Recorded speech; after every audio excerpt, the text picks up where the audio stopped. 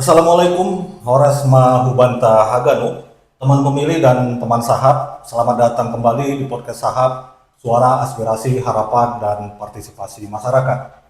Sebagai ruang diskusi yang komprehensif dari KPU Kabupaten Simalungun, hadir untuk membedah setiap jengkal persiapan pesta demokrasi kita. Saya Fadli Hamdi Lubis akan menemani Anda dalam diskusi kita hari ini. Hari ini kita memasuki episode ke-11, topik kita sangat krusial karena berkaitan dengan salah satu tahapan dalam demokrasi kita, yaitu penataan daerah pemilihan atau dapil untuk anggota DPRD Kabupaten Simalungun. Mengapa satu kecamatan bergabung dengan kecamatan yang lain? Mengapa jumlah kursi bisa berbeda? Semua itu ada aturannya, bukan sekadar tarik garis di peta. Telah hadir bersama kita dua narasumber yang akan mengupas tuntas pasal 185 Undang-Undang Nomor 7 Tahun 2017 tentang Pemilu. Ada Bapak Faisal Hamzah, anggota KPU Kabupaten Simalungun, Ketua Divisi Teknis Penyelenggaraan. Assalamualaikum, Horas Pak Faisal. Waalaikumsalam, Horas teman pemilih, Horas Mahubanta Haganupan. Salam KPU melayani. Dan narasumber kedua telah hadir Bapak Laurentius Nainggolan, Kepala Subbagian Teknis Penyelenggaraan Pemilu, Partisipasi dan Hubungan Masyarakat Sekretariat KPU Kabupaten Simalungun, yang melaksanakan fungsi teknis penyelenggaraan pemilu dan hukum. Horas, Pak Loren. Horas, salam sejahtera untuk kita semua. Horas Mahubanta Haganu, Horas teman pemilih dan teman Sahab dimanapun berada. Baik. Saya awali dari Pak Faisal dulu nih. Ya, Pak Faisal, kita berangkat dari hal mendasar nih Pak. Masyarakat sering mendengar kata dapil. Secara teknis, mengapa penataan dapil ini harus dilakukan sangat hati-hati sesuai dengan undang-undang? Oke, Bang Pat, terima kasih.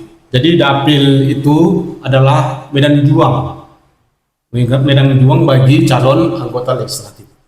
Sekaligus wilayah di mana suara rakyat dikonversi menjadi kursi berdasarkan pasal 185 Undang-Undang Nomor 7 Tahun 2017. Kita tidak boleh Bang Pat asal bagi-bagi wilayah. Ada 7 prinsip utama yang harus dijaga agar pemilu kita adil dan proporsional. Tujuannya satu, yaitu memastikan setiap suara rakyat di Kabupaten Simalungun ini memiliki nilai yang setara. Berarti ada landasan hukumnya ini. Pak Loren, ini dari sisi regulasi dan hukum, apa tantangan terbesar dalam menyusun dapil di Kabupaten seluas Simalungun ini, Pak? Tantangannya adalah menyeimbangkan data kependudukan dengan kondisi geografis. Kami di Sekretariat bertugas memastikan data agregat kependudukan per kecamatan itu akurat. Karena dari data itulah prinsip kesetaraan nilai suara atau one person, one vote, one value bisa kita wujudkan. Kita harus teliti agar tidak ada ketimpangan nilai satu kursi antara dapil satu dengan yang lainnya. Baik Pak. Nih mari kita bedah nih Pak, 7 prinsip yang kita kemukakan di awal tadi secara singkat, namun padat agar bisa dimengerti oleh teman Sahab. Saya awali dari Pak Faisal dulu nih Pak. Apa maksud dari kesetaraan nilai suara dan ketaatan pada sistem proporsional? Jadi begini Bang Pat, secara sederhana kita jelaskan. Yang pertama kesetaraan nilai suara. Kita upayakan selisih nilai kursi antara dapil itu minimal. Jangan sampai di dapil A butuh contohnya 10.000 suara per kursi, sementara di dapil B cuma 5.000 suara. Itu namanya tidak adil. Selanjutnya ketaatan pada sistem proporsional. Kita mengutamakan jumlah kursi yang besar dalam satu dapil, yaitu 3 sampai 12 kursi, agar persentase kursi yang diperoleh partai politik setara dengan persentase suara yang didapatkan. Baik. Lalu Pak Loren nih, ada istilah integralitas wilayah dan berada dalam cakupan wilayah yang sama. Ini yang sering bikin bingung nih Pak. Bisa dijelaskan nih Pak maksudnya Pak? Ini soal geografis, integralitas wilayah. Kita tidak boleh misalkan satu kecamatan dari kelompoknya. Jika harus melewati wilayah kabupaten lain, harus menyatu secara tata ruang. Iya. Kemudian Pak, cakupan wilayah yang sama, artinya dapil DPRD Kabupaten Simalungun itu harus merupakan bagian dari dapil DPRD provinsi. Iya. Jadi tidak boleh loncat atau memotong jalur koordinasi bertingkat. Iya. Nah, kemudian kita masuk ke kohesivitas dan kesinambungan nih Pak Faisal. Apakah ini maksudnya soal adat istiadat, Pak? Oke, Bang Pat, tepat sekali. Iya, Pak. Kohesivitas ini memperhatikan yaitu sejarah, budaya, dan kelompok etnis. Iya. Kabupaten Simalungun ini kaya dengan akan budaya adat istiadat. Kita sebisa mungkin tidak memecah komunitas yang secara sosiologis sudah menyatu. Iya. Sedangkan kesinambungan, kita menghargai komposisi dapil pada pemilu sebelumnya, Bapak. Iya. Kecuali ada perubahan jumlah penduduk Iya. yang sangat drastis atau pemekaran wilayah. Ya. Nah, Pak Loren, dalam prakteknya di KPU Kabupaten Simalungun, bagaimana proses penyusunan dapil ini melibatkan masyarakat? Apakah ada dilakukan uji publik, Pak? Tentu ada.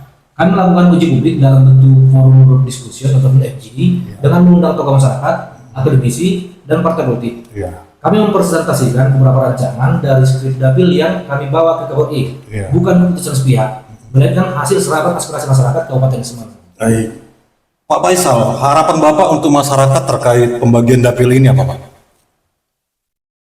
Saya berharap kepada masyarakat tidak hanya peduli siapa calonnya, Ya. tapi juga Bapak paham mereka berada di dapil mana. Karena dengan memahami dapil, masyarakat bisa mengawal wakil rakyat kita lebih efektif sesuai dengan keterwakilan wilayah. Teman Sahab, tidak terasa kita sudah berada di penghujung diskusi yang sangat mencerahkan hari ini. Dari 7 prinsip yang telah dijelaskan oleh Pak Faisal dan Pak Loren tadi, mulai dari kesetaraan nilai suara hingga kohesivitas, satu hal yang bisa kita tarik kesimpulan, KPU Kabupaten Simalungun bekerja bukan hanya berdasarkan peta administrasi, tapi berdasarkan keadilan bagi setiap suara masyarakat. Daerah pemilihan adalah fondasi, tanpa penataan yang presisi, keterwakilan rakyat mungkin tidak akan maksimal. Terima kasih sekali lagi kepada Pak Faisal Hamzah dan Pak Laurentius Nainggolan atas edukasi yang sangat berharga hari ini. Sehat selalu Bapak-Bapak sekalian dalam menjalankan tugas demokrasi. Sebelum kita mengakhiri sesi yang luar biasa ini, mungkin ada pesan nih Pak, pesan penutup dari Pak Faisal dan Pak Loren sebagai pengingat bagi teman Sahab. Saya persilakan ke Pak Faisal dulu. Oke, teman Sahab, penataan dapil bukan sekedar membagi wilayah, tetapi merupakan upaya memastikan setiap suara masyarakat di Kabupaten Simalungun memiliki bobot yang adil dan setara. Selanjutnya kami berkomitmen juga KPU Simalungun menjaga 7 prinsip konstitusi ini demi lahirnya wakil rakyat yang benar-benar merepresentasikan kehendak Anda. Mari kita kawal bersama proses ini dengan penuh integritas. Pak Loren, silakan. Dari sisi sekretariat dan regulasi, kami memastikan bahwa seluruh proses penyusunan dapil ini berjalan transparan dan sesuai dengan koridor hukum yang berlaku di pasal 185 Undang-Undang Nomor 7 Tahun 2017. Kami siap melayani kebutuhan informasi masyarakat terkait teknis kependudukan. Jangan ragu untuk mencari tahu, karena pemilih yang cerdas adalah kunci suksesnya demokrasi di tanah Hautaran Undang-Undang. Teman pemilih dan teman Sahab, suara Anda adalah harapan bagi kemajuan daerah kita. Jangan biarkan ketidaktahuan membuat kita abai. Teruslah teredukasi, teruslah berpartisipasi, karena satu suara Anda sangat berharga bagi masa depan Kabupaten Simalungun. Saya Fadli Hamdi Lubis beserta seluruh tim kreatif Podcast Sahab episode ke-11 pamit undur diri. Jangan lupa ikuti terus kanal media sosial resmi KPU Kabupaten Simalungun untuk update informasi terkini. Mohon maaf jika ada salah kata dalam diskusi kita hari ini. KPU Kabupaten Simalungun melayani dengan integritas. Terima kasih. DAT Tupa, salam KPU melayani. Horas, horas, horas.